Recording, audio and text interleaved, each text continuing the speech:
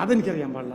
തെരഞ്ഞെടുപ്പ് ഫണ്ട് വന്നിട്ടുണ്ടാവും, അല്ലെങ്കിൽ ഇത്രയും കാലം തരാത്ത പൈസ തരൂല്ലോ. എനിക്ക് ശോഭാ സുരേന്ദ്രന് വേണ്ടി മീഡിയേറ്റർ വന്നിരുന്നു എൻ്റെ അടുത്ത്. അവർ പറയാണ്ട് മീഡിയേറ്റർ ആ മീഡിയേറ്ററാണ് ഇതിനു മുമ്പും ശോഭാ സുരേന്ദ്രനെതിരെ പ്രശ്നങ്ങൾ വന്നപ്പോൾ എൻ്റെ അടുത്ത് വന്നിരുന്നത്. അയാളെനിക്ക് മെസ്സേജ് അയച്ചിട്ടുണ്ട്, ശോഭാ സുരേന്ദ്രന് വേണ്ടിയിട്ട് പേയ്മെന്റ് നടത്താൻ തയ്യാറാണ്, നടത്തിക്കോ, നടത്താൻ പറഞ്ഞു. അതെനിക്കറിയില്ല. എനിക്ക് ശോഭാ സുരേന്ദ്രന് എന്നോട് അവർ സംസാരിച്ചിട്ടില്ല. ശോഭാ സുരേന്ദ്രന് വേണ്ടി എൻ്റെ വഴി നടക്കുന്ന ഒരാളെ എനിക്ക് 10 ലക്ഷം രൂപ തരാൻ മണ്ടനാണ്. ആ, ഹരിനാരായണൻ എന്ന് പറഞ്ഞ പേരിൽ നിന്നാണ് വന്നതെന്ന് പറഞ്ഞു, ഞാൻ സ്വീകരിച്ചു. ഏത് ഞാൻ ചോദിക്കട്ടെ, ശോഭാ സുരേന്ദ്രന് വേണ്ടിയിട്ടാണെന്ന് പറഞ്ഞാൽ ഞാൻ മേടിച്ചു വെച്ചിട്ടല്ലേ ഉള്ളൂ എൻ്റെ അക്കൗണ്ടിൽ. നാളെ ഹരിനാരായണൻ പറയുകയാണ് അത് തെറ്റായിട്ട് തന്നതോ മറ്റോ തിരിച്ചു കൊടുക്കും. ഇല്ല, ഞാൻ വിളിക്കാൻ നിന്നില്ല. കാരണം ഈ സമയത്തൊക്കെ വിളിച്ചു കഴിഞ്ഞാൽ അവർ സംശയം തിരി. നമുക്ക് നല്ല ഉദ്ദേശമുള്ളൂ. ഞാൻ പറഞ്ഞില്ലേ, ഇ.പി. ചേരാൻ അവർ ചതിച്ച് അതിൻ്റെ തിരിച്ചടികൾ അവർ നേരിടും. ഒരു ബന്ധവുമില്ലാതെ ഞാൻ ഇ.പിയെ പുകഴ്ത്തണമെന്നില്ല, അവർ കണ്ടിട്ട് പോലുമില്ല ഇ.പി. ചേരാൻ. ഇപ്പൊ കോടതിയിൽ കേസ് വരികയാണ്, ഇ.പി. ഫയൽ ചെയ്ത കേസ് വിചാരണയ്ക്ക് വരികയാണ്. അതിൽ ഞാനൊരു സാക്ഷിയാണ്. നുണയാണ് അവർ പറഞ്ഞത്. അവർ BJPയിൽ സ്ഥാനം പിടിച്ചു പറ്റാൻ ഉണ്ടാക്കിയ കൃത്രിമമാണ്. നോക്കിക്കോ, ഇപ്പൊ തന്നെ നോക്കിയേ. ഞാൻ പറഞ്ഞില്ലേ, നിഷ്കളങ്കയായിട്ട് അവർ കുടുങ്ങണ കണ്ട കയ്യിലിരിപ്പാണ്. ആളുകളെ ചതിച്ചാണ് അവർ ശീലിച്ചേക്കണത്.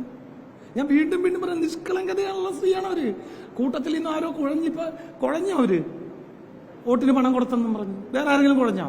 ഇ.പി. ജയരാജനോട് അവർ കാണിച്ച നിറവുകേട് കൊണ്ടാണ് അദ്ദേഹം പാർട്ടി സ്ഥാനത്ത് നിന്ന് അല്ല LDF കൺവീനർ സ്ഥാനത്ത് മാറ്റപ്പെട്ടത്. ഞാനൊന്നുമല്ല. ഇ.പി. ജയരാജനെ കണ്ടത് ജാവദേക്കർ മാത്രമാണ്. ശോഭാ സുരേന്ദ്രന് ഒരു ബന്ധവുമില്ലാത്ത ആരോപണം കെട്ടിച്ചമച്ച് പറഞ്ഞ് ഇപ്പൊ അവർ തന്നെ കുടുങ്ങും. അത് മുമ്പ് ഞാൻ പറഞ്ഞാണല്ലോ, ശോഭാ സുരേന്ദ്രൻ പറഞ്ഞ കാര്യങ്ങൾക്കല്ല, ജാവദേക്കർ പറഞ്ഞ കാര്യങ്ങൾക്കാണ് ഞങ്ങൾ ജാവദേക്കറെ കണ്ടത്. ശോഭാ സുരേന്ദ്രൻ ജാവദേക്കറായിട്ട് ഒരു ബന്ധമില്ല. ജാവദേക്കർ എന്നോട് ഡയറക്റ്റ് പറഞ്ഞിട്ട് തന്നെയാണ്. ജാവദേക്കർ എനിക്കറിയാം, അത് ആയിഷും അറിയാമല്ലോ. അന്ന് ജാവദേക്കറും ഞാനും ഇ.പിയും കൂടി കണ്ടു.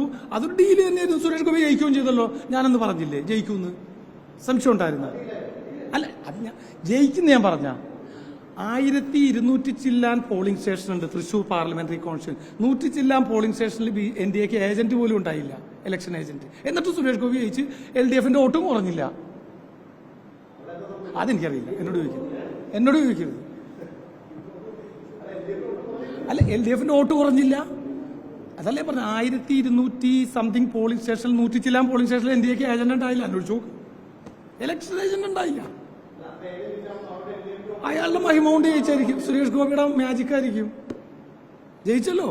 ഞാൻ അന്നും പത്രസമ്മേളനത്തിൽ പറഞ്ഞൊരു കാര്യമുണ്ട്, 18-1-1 തെറ്റിയോ? അതെനിക്കറിയില്ല, എന്നോട് ചോദിക്കുന്നു. അതെങ്ങനെ നിഷേധിക്കാൻ പറ്റുന്ന കണ്ടെന്നുള്ള കാര്യം? അല്ലെ, വേറെ ഡീലൊന്നുമില്ല. ഞാൻ ചോദിക്കട്ടെ, എന്തുകൊണ്ട് ശോഭാ സുരേന്ദ്രൻ അതിനകത്തൊരു ബന്ധവുമില്ല?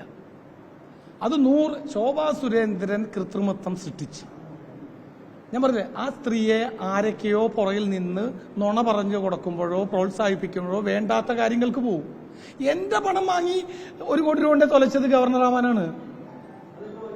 ഈ 10 ലക്ഷം മേടിച്ചത് ഗവർണർ പോസ്റ്റിലേക്ക് 1 കോടി തയ്ക്കാനാണ് എന്നോട് പറഞ്ഞാണെന്ന്. എവിടെ? LG ഓഫ് പോണ്ടിച്ചേരി എന്നോട് പറഞ്ഞ കഥയാണത്.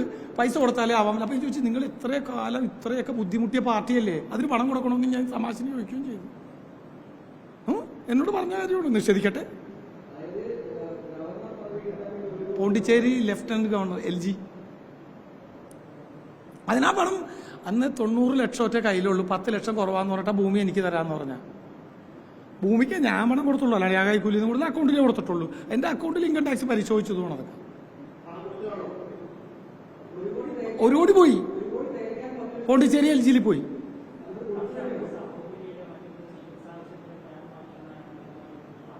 ആര് പറഞ്ഞു? അത് ശോഭയോട് ചോദിക്കും. എന്റെ കയ്യിൽ നിന്ന് പണം വാങ്ങിയത് ഭൂമിക്കാണ്. 1 കോടി LGയിൽ പോയി. അത് പോയി, അതുറപ്പ് 100%. ഇവർക്ക് പദവി കൊടുക്കാം, YB ഇൻപുട്ട് എടുത്തിട്ടല്ലേ പദവി കൊടുക്കും. ഇവർ തന്നെ ഒരുപാട് പേരെ പദവി കൊണ്ടുവരാൻ ശ്രമിച്ചുകൊണ്ടിരിക്കുന്ന ആളല്ലേ. പിന്നെ ഇവർക്ക് എങ്ങനെ പദവി കിട്ടണം? 100%. എന്നോട് പറഞ്ഞല്ലോ എനിക്ക് LG ആവാൻ വേണ്ടിയിട്ടാണെന്ന്. അതിനല്ലേ 90 ഒന്നാക്കാനല്ലേ 10 മേടിച്ചത്. ഒരു ഭൂമി തരാമെന്ന് പറഞ്ഞു. അല്ല, ഞാൻ സബ്സിഡിയൊന്നും കൊടുത്തിട്ടില്ല. ഞാൻ ചോട്ടിപ്പോൾ അവർ തന്നെന്ന് ഞാൻ പറഞ്ഞില്ലേ. ഒരു ഹരിനാരായണൻ വഴി മീഡിയേറ്റർ വന്നു, എന്നെ കണ്ടു, മനസ്സിലായില്ലേ. 9-ാം തീയതി ഇലക്ഷൻ, എനിക്ക് 7-ാം തീയതി അയച്ചു തന്നു എൻ്റെ അക്കൗണ്ടിലേക്ക്. ഞാൻ നോക്കുമ്പോൾ ഒരു 12 മണിക്ക് റിഫ്ലക്റ്റ് ആയി. അപ്പോൾ ഞാൻ ചോദിച്ചു, ഇത് ഏതാ ഹരിനാരായണൻ?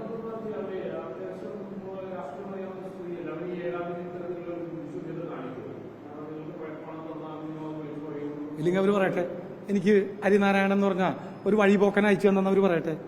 മണ്ടന്മാരാണ് കേരളത്തിലുള്ളത്. 10 ലക്ഷം രൂപ തരാൻ എനിക്ക് പറയട്ടെ. അവരുടെ മീഡിയേറ്റർ എനിക്ക് അയച്ച മെസ്സേജ് എൻ്റെ കയ്യിലുണ്ടല്ലോ. അതൊന്നും തരേണ്ട കാര്യമില്ല. എവിഡൻസിലേക്ക് പോകുമ്പോൾ തന്നാൽ പോരെ. കോടതിയൊന്നുമില്ലത് എവിഡൻസ് തരാനായിട്ട്. ഞാൻ തരാം, അവർ നിഷേധിക്കട്ടെ. മുമ്പ് അങ്ങനെയല്ലേ ഞാൻ ചെയ്തിരുന്ന. നിഷേധിച്ചപ്പോഴല്ലേ ഞാൻ പറഞ്ഞത്. അതെന്നോട് പറഞ്ഞില്ല. പൈസ പോയി എന്നുള്ള ഉറപ്പാണ്. ഒരു കുന്തം ആയില്ല. 8 നില പൊട്ടും, 8 നില തോക്കും. സംശയം എന്താ? ഒരു സംശയം വേണ്ട. കാരണം എന്താണെന്നറിയാമോ? ചെയ്യാൻ പാടില്ലാത്ത പ്രവൃത്തി ചെയ്യരുത്. ഇദ്ദേഹം ചോദിച്ച പോലെ അവരൊരു മിടുക്കിയായ രാഷ്ട്രീയക്കാരിയാണ്, നിഷ്കളങ്കമായ സ്ത്രീയാണ്. പക്ഷെ കൃത്രിമത്വം കയ്യിൽ നിന്ന് മാറ്റണം. ഒരിക്കലും EP ജയരാജനെ പോലെ മാന്യമായി പെരുമാറുന്ന ആളെ വഴിയാധാരമാക്കാൻ തെറ്റിദ്ധരിപ്പിക്കണം പറയരുതായി. എനിക്ക് EP-യോടുള്ള സഹതാപമൊന്നും കൊണ്ടല്ല, അത് പറയാം. ഒരു രാഷ്ട്രീയക്കാർ ഇപ്പൊ കുടുങ്ങണ കണ്ടോ? എങ്ങനെ കുടുങ്ങി? സകല ഇമേജും പോയില്ലേ? എന്നിട്ട് അതിനെ ന്യായീകരിക്കാൻ ശ്രമിക്കുന്നത് എവിടെയെങ്കിലും എത്തിയ അതാണ് കൃത്രിമത്വത്തിന്റെ അവസ്ഥ. ആവശ്യം രാഷ്ട്രീയ ഭാവിയൊന്നും 74 കഴിഞ്ഞ് CPM-ന്റെ പാർട്ടി ഭരണഘടന പ്രകാരം 75 റിട്ടയർമെന്റ് ആണ്. അപ്പൊ ഭാവിയൊന്നും അദ്ദേഹത്തിന്റെ പോയതല്ല. പക്ഷെ ആവശ്യം അദ്ദേഹത്തിന് ഒഴിയേണ്ടി വന്ന് അനാവശ്യമായി അദ്ദേഹത്തെ കൊണ്ടേ കുടുക്കി. അത് തെറ്റാണ് അവർ ചെയ്തത്. അതിന്റെ പീഡനങ്ങളല്ലേ കണ്ടില്ലേ? തോറ്റുപോയിരിക്കും. 8 നിലയെ തോക്കും. സാധാരണ 2 കിട്ടണ്ടേ, ഇത്തവണ 3 പോയിപ്പോകും. പാലക്കാട് എഴുതി വെച്ചോ റിസൾട്ട്. 4-ാം തീയതി നമുക്ക് 11 മണി നമുക്ക് കാണാമല്ലോ. അല്ലെങ്കിൽ 2 എത്തിയേനെ.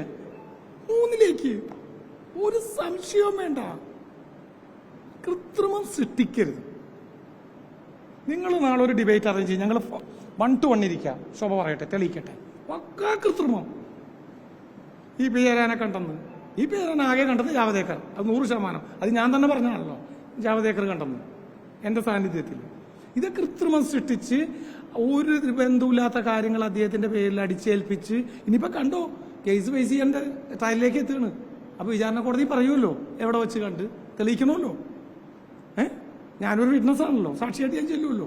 മനസ്സിലായില്ലേ? അപ്പൊ ഈ കൃത്രിമത്വത്തിനുള്ള കുഴപ്പമാണ്. ഇപ്പൊ കണ്ടില്ലേ, കുടുങ്ങിയാണ്ട വേറെ ആരെങ്കിലും കുടുങ്ങിയ? എല്ലായിടത്തും BJP-ക്കാർ പണം കൊടുത്തിട്ടുണ്ട്, ഒരു സംശയമില്ല.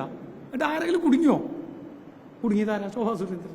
ഇതാണ് കൃത്രിമം സൃഷ്ടിച്ചാലുള്ള അവസ്ഥ. സ്വന്തമായിട്ട് കുഴി ചാടും, നല്ല അവസരം കളഞ്ഞു വിളിക്കും.